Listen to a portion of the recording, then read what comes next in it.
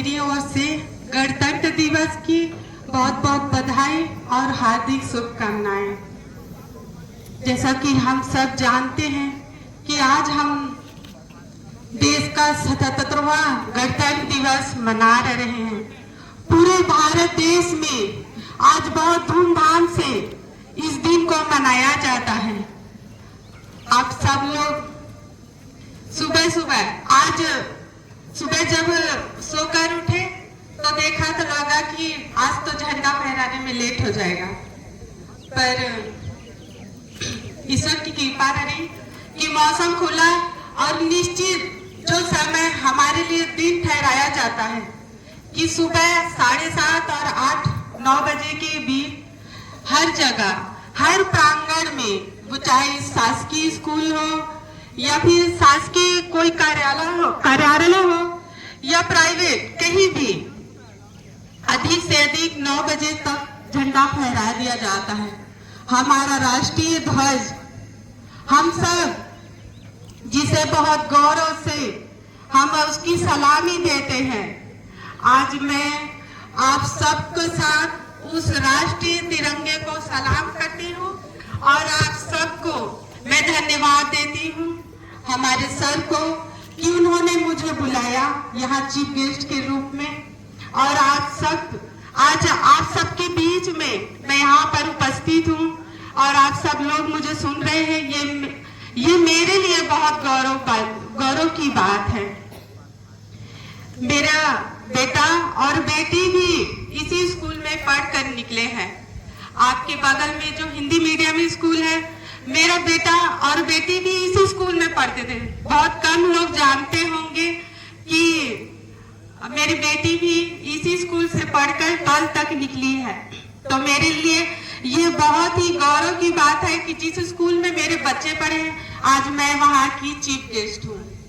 Thank you sir. और जैसा कि हम सब जानते हैं कि आज हम गणतंत्र दिवस मना रहे हैं। आज 77वें गणतंत्र दिवस पर बच्चों ने बहुत अच्छा अपना स्काउट गाइड दिया, झंडे को सलामी दी। छोटे छोटे बच्चों ने हिंदी में स्पीच पढ़ा, इंग्लिश में स्पीच पढ़ा। दोनों बच्चों ने बहुत ही अच्छा सुंदर स्पीच बोला। उन्होंने तो सब कुछ कह दिया।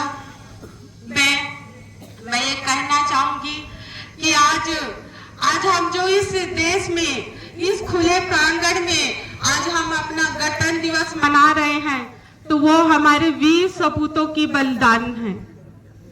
अगर आज आप और मैं यहाँ पर खड़े हैं तो हमारे देश के वो जवानों का खून इस धरती पर बहाया गया है, जिनकी वजह से आज हम यहाँ पर खुले आसमान के नीचे हम अपना गणतंत्र दिवस मना रहे हैं। एक समय था जब हम गुलाम थे, हमारा भारत देश गुलामी करता था। हम अपने ही देश में अंग्रेजों के गुलाम थे। हम स्कूल में जब आते हैं और हम लोगों ने ये पढ़ा भी है कि हम ये अपने ही देश में गुलाम थे। पहले एक समय था जब राजा रानियों का शासन चलता था। राजा होते थे, उनका शासन चलता था। उनके नीचे दबकर हमारे लोग काम करते थे, वहां दास दासियों के काम करते थे। उसके बाद अंग्रेज आए, अंग्रेजों ने इस देश पर शासन किया और हमें अपना गुलाम बनाकर रखा।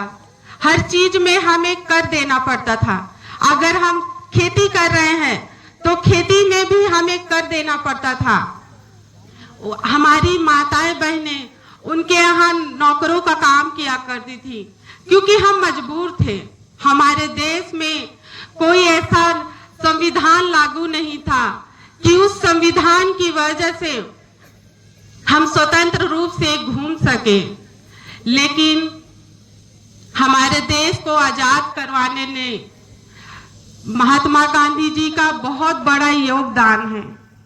उन्होंने अपने साथियों के साथ हमें देश से हमें अंग्रेजों से आजाद कराने के लिए एक बहुत बड़ी और लंबी लड़ाई लड़ी। उन्होंने अपने नेताओं के साथ मिलकर उन्होंने शपथ लिया कि हम इस अंग्रेजों की गुलामी से हमें और हमारे देश को आजाद करना है। बहुत हो गया, अब इनकी गुलामी हम नहीं सहेंगे। हम अपने ही देश में हम दूसरों की गुलामी क्यों सहें? तब सबने प्रण लिया और इस देश को आजाद कराने में सबका महत्वपूर्ण योगदान रहा। हमारा देश तो आजाद हो गया साथियों, लेकिन कुछ लोग अंग्रेज फिर भी बच गए थे। उन्होंने महात्मा गांधी के आगे ये शर्त रखी कि जब तक आप अपने देश का कोई संविधान लागू नहीं कर लेते तब तक हम इस देश को छोड़कर नहीं जाएंगे। उस समय प्रधानमंत्री हमारे पंडित जवाहरलाल नेहरू जी थे और महात्मा गांधी जी, उन्होंने मिलकर अपने जो कैबिनेट मंत्री उनके साथ मिलकर ये बात चर्चा की कि हमारे देश का भी एक संविधान होना चाहिए। तो हमारे देश का संविधान तैयार किया गया। आप सब जानते होंगे कि 2 वर्ष 18 माह और 11 दिन लगे हमारे संविधान को तैयार करने में। जब हमारे देश का संविधान बनकर तैयार हुआ 1949 26 नवंबर 1949 को जब भारत का संविधान बनकर तैयार हुआ तो उसे लागू करने के लिए दिन सोचा गया कि किस दिन हम इसे लागू करें कि ये दिन पूरे देश में याद रखा जाए। तो जब उनके मंत्रिमंडल में ये बात हुई कि एक ऐतिहासिक दिन होना चाहिए जिस दिन को हमारा संविधान लागू हुआ वो हर एक व्यक्ति याद रखे, तब जाकर 26 जनवरी 1950 को हमारा देश का संविधान लागू हुआ। और उस संविधान में हर एक नागरिक के लिए धर्मनिरपेक्ष, गणराज्य और समान सामाजिकता और समान हर किसी को समानता का अधिकार दिया गया। हमारा जो संविधान है वो लिखित संविधान है और इस देश का सबसे बड़ा और लिखित संविधान है, जिसे सिर्फ भारत देश में ही नहीं बल्कि विदेशों में भी माना जाता है। वहां भी इस देश को माना जाता है कि भारत का संविधान सबसे बड़ा और लिखित संविधान है। हमारे संविधान पर हमें गर्व होना चाहिए। जब बाबा डॉक्टर भीमराव अंबेडकर जी संविधान को लिख रहे थे, उनके कंधों पर ये जिम्मेदारी दी गई कि भारत का संविधान बाबा साहब के द्वारा लिखा जाएगा। तो उन्हें, क्योंकि भारत का संविधान लिखना कोई आम बात नहीं थी, क्योंकि हर एक जाति और हर जाति के लोग और सबको बराबर और समानता सबके हक में देना था। बाबा साहब का सोच था कि किसी को भी ये न लगे कि उसको कम मिला है या उसको ज्यादा मिला, वो सबको बराबर का हक देना चाहते थे। और सबके हित में सोचते हुए जब उन्होंने संविधान को लिखना चालू किया तो उन्होंने संविधान लिखते लिखते वो कई बार हर एक चीज को पढ़ते, उस पर गहन मंथन करते और इसलिए भारत का संविधान लिखने में, सबको समानता का अधिकार देने में बाबा साहब को 2 साल 18 महीने और 11 दिन का समय लगा। आज अगर हम इस भारत देश में अगर आज हम आजादी से जी रहे हैं, खुले आसमान के नीचे सांस ले रहे हैं, अगर आज हम स्वतंत्र रूप से जी रहे हैं, हमें कहीं भी आने जाने कुछ भी करने के लिए किसी की परमिशन की जरूरत नहीं होती, क्योंकि हम एक स्वतंत्र नागरिक हैं, हम एक स्वतंत्र भारत में जी रहे हैं। अक्सर पहले आप लोगों ने पुरानी रीति रिवाज या फिर रूढ़ी प्रथा को आप लोगों ने देखा होगा कि बहुत जगह ऐसा होता था कि लोग वहां पे अगर वो कहीं पे जा रहे हैं तो चप्पल जूते उस स्थान पे नहीं पहन सकते थे। कुछ ऐसा जगह होता था, मतलब जात पात माना जाता था, जिसकी वजह से लोग वहां पे नंगे पैर चलते थे। या आप लोगों ने सुना होगा, पढ़ा भी होगा, बहुत से लोग जो पहले सामाजिक विज्ञान वगैरह पढ़ते थे उन सब में ये बातें लिखी जाती थी कहानी के तौर पर। अब के शायद किताबों में वो सब चीजें नहीं है। हम लोग जब पढ़ते थे उस समय वो सब चीजें उसमें लिखी होती थी, जैसे कि एक नारी को उसके अगर किसी का पति खत्म हो गया तो उसके साथ ही उसे चिता में जला दिया जाता था। इन सब चीजों से हमें बाबा साहब ने आजाद कराया, सती प्रथा को बंद कराया।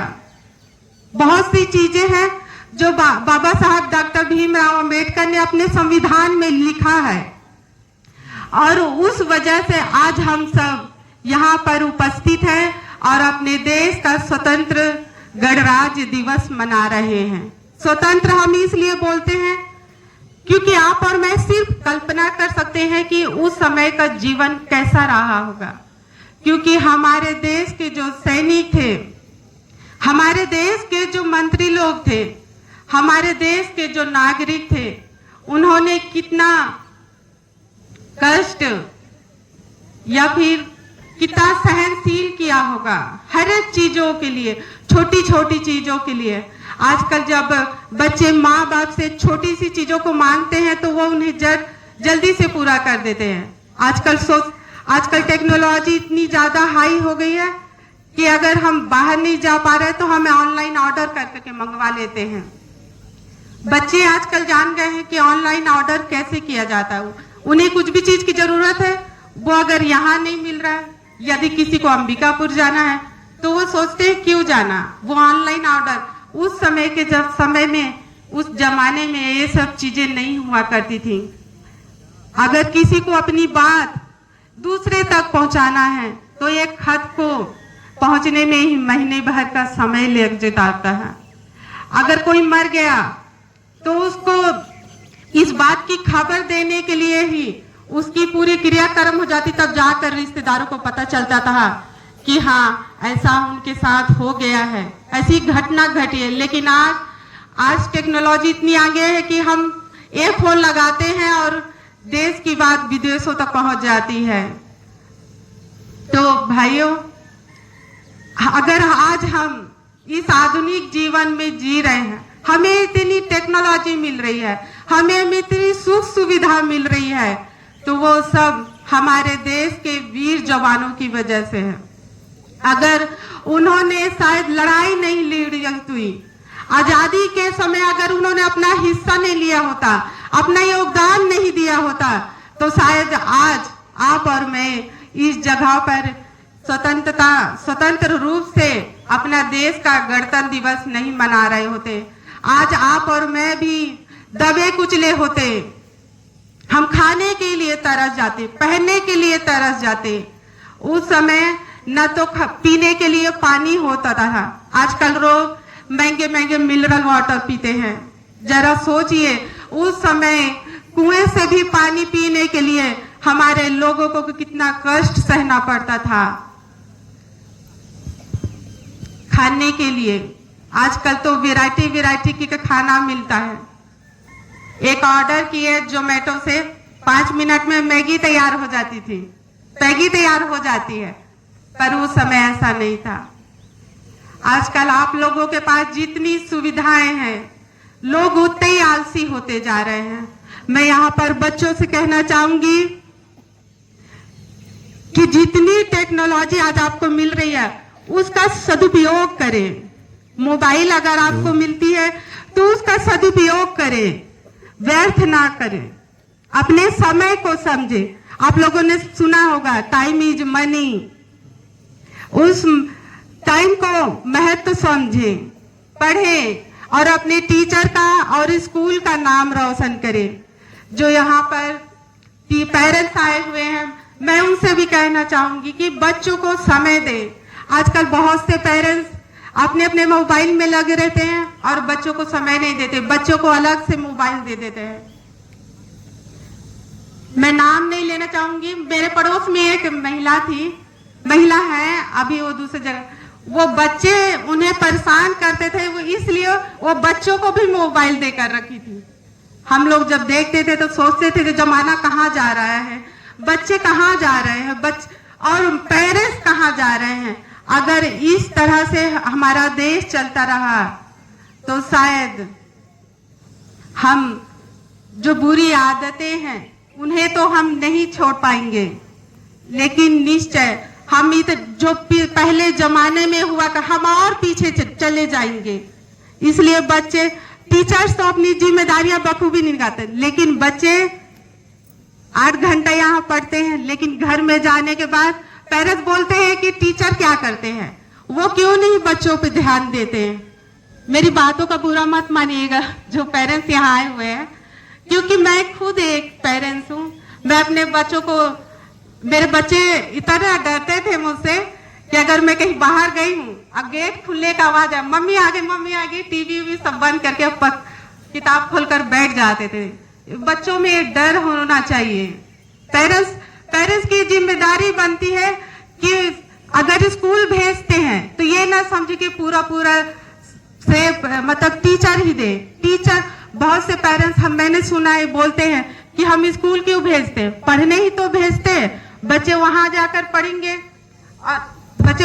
पढ़ेंगे, हम क्यों पढ़ाएं। तो ये सिर्फ टीचर की जिम्मेदारी नहीं होती, पेरेंट्स की भी जिम्मेदारी होती है कि वो अपने बच्चों को ज्यादा से ज्यादा समय दे। अगर आप अपने बच्चों को ज्यादा से ज्यादा समय देंगे तो निश्चय आपका भी बेटा एक दिन इंजीनियर, डॉक्टर, पायलट, हर चीज बनेगा। हम दूसरों के बच्चों से तुलना तो जरूर करते हैं, लेकिन हम खुद की कमजोरी नहीं देखते कि क्या हमने वो समय दिया जो बच्चों को हमें देना चाहिए था। अगर निश्चय हम अपने बच्चों को समय देंगे तो हमारे बच्चे भी किसी से कम नहीं होंगे। मैं ज्यादा ना बोलते हुए एक बात मैं बोलना चाहूंगी, चूंकि मैं एक महिला हूं तो मैं यहाँ पर सभी गर्ल्स से एक बात कहना चाहूंगी कि daughter is not a tension, it is equal to tension. एक लड़की कभी भी एक माँ बाप के लिए चिंता नहीं होती, अगर वो चाह ले तो वो अकेले ही 10 लड़कों के बराबर होती है। आप लोगों ने सुना होगा कि आजकल लड़कियां ही परचम लहरा रही हैं।